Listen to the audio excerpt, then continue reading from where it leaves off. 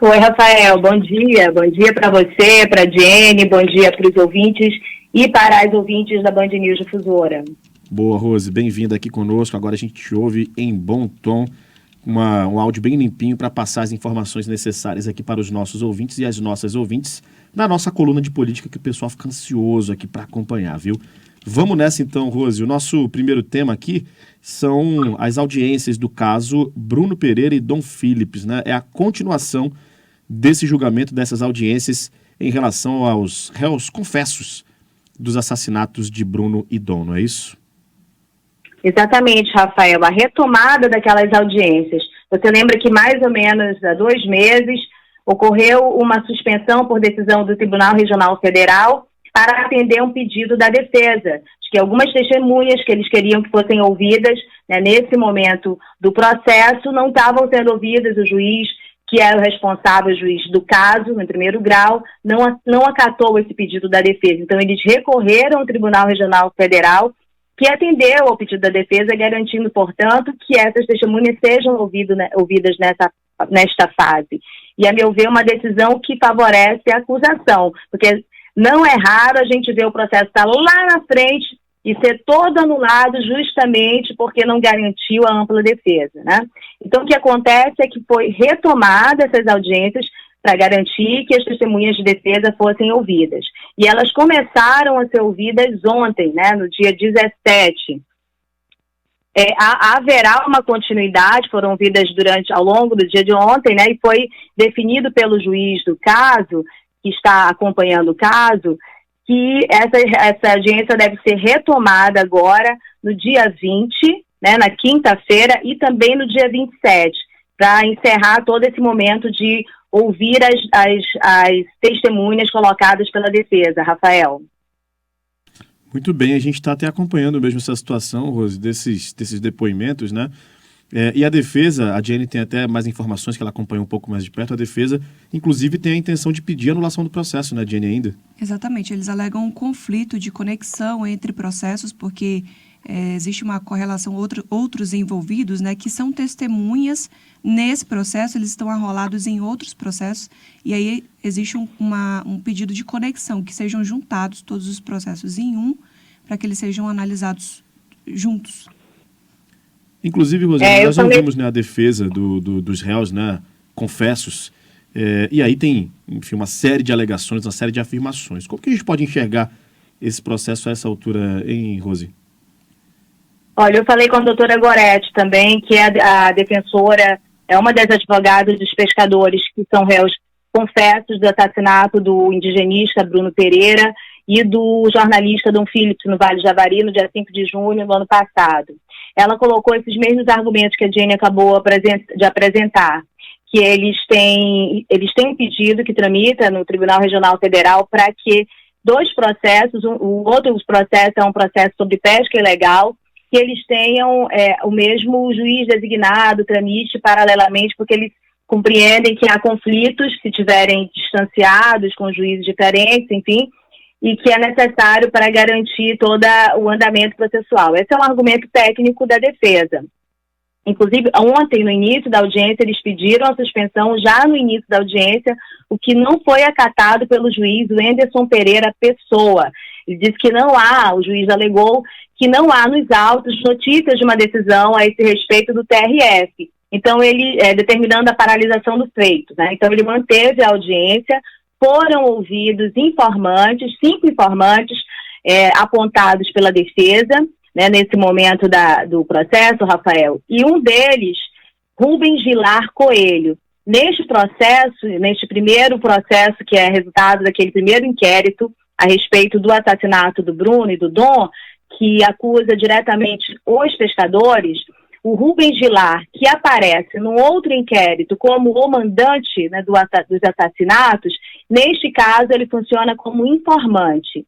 E dentro do trâmite legal, né, das questões que são colocadas nos parâmetros da justiça, os informantes, eles têm prerrogativas, eles têm condições, vamos colocar assim, diferentes das testemunhas. Vocês já devem ter acompanhado algumas audiências na justiça. A testemunha ela tem que fazer um juramento ela jura dizer a verdade, cooperar com a verdade, com a justiça. No caso do informante, ele não tem essa obrigação. E provavelmente o Rubens aparece nessa condição, por quê? Porque ele é investigado, indiciado no outro caso, também em relação ao assassinato dos dois. E não é obrigado, como investigado, a produzir provas contra si mesmo.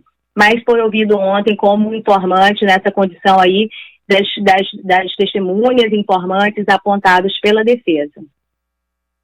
Muito bem, tá? Então, a Rosiane Carvalho trazendo essas informações. Tem algo mais a acrescentar, Rose, em relação a este assunto, este tema? Só lembrar que essas audiências, elas serão retomadas por determinação do juiz, elas foram marcadas para o dia 17, dia 20 e dia 27, portanto, na quinta-feira, né, retomada essa sentada novamente para ouvir as testemunhas da defesa, e no dia 27 se conclui. A doutora Goretti, que é advogada dos pescadores, ela falou que ao final deste momento de ouvir todas as testemunhas apontadas, arroladas pela defesa, a banca de defesa vai se posicionar sobre a fase atual do processo. E aí, provavelmente, entrará essa questão mais técnica que foi colocada aí pela Diene e também pela doutora Goretti durante a conversa que eu tive com ela agora, um pouquinho antes de entrar no ar. Rose, ontem à tarde a gente ouviu os advogados de defesa, né? Um dos advogados de defesa, o Lucas Sá, e ele disse que a acusação está escondendo provas nesse processo. Eu lembro, ele não especificou em relação a quê, mas eu lembro que houve ali a citação de um dos delegados da Polícia Federal durante as oitivas, né? De que haveria uma testemunha que era secreta. Tu tens alguma informação em relação a isso? Não tenho nenhum detalhe neste ponto, especificamente sobre uma testemunha secreta. Acontece de ter testemunhas que precisam ser preservadas em função do risco de morte. Você lembra do caso lá envolvendo a família Souza, aquele julgamento que teve lá no Tribunal do Júri? Eu lembro de algumas testemunhas que entraram no tribunal completamente cobertas, né, em função realmente da condição de risco de morte delas. Bom, não sei se é esse o caso, precisa saber, mas agora não é que seja, acontece com muita frequência em casos de grande repercussão, casos que vão parar no Tribunal do Júri, enfim, a gente acaba acompanhando um pouco mais de perto, mas são recursos que as partes vão utilizando, e no caso da defesa, acontece com muita frequência de utilizar alguns recursos que são legítimos para esmiuçar cada detalhe. Claro que a acusação e o outro lado vão observar que alguns desses detalhes acabam funcionando para adiar o caso, né? E em alguns processos isso gera impunidade. Vai depender muito da condução do juiz do processo em primeiro grau, e também se ele cometer alguns equívocos, o TRF vai ter que refazer sempre, né? Vai ter decisões do TRF que vão e voltam no processo. Então, são esses os detalhes. Eu penso que até o momento,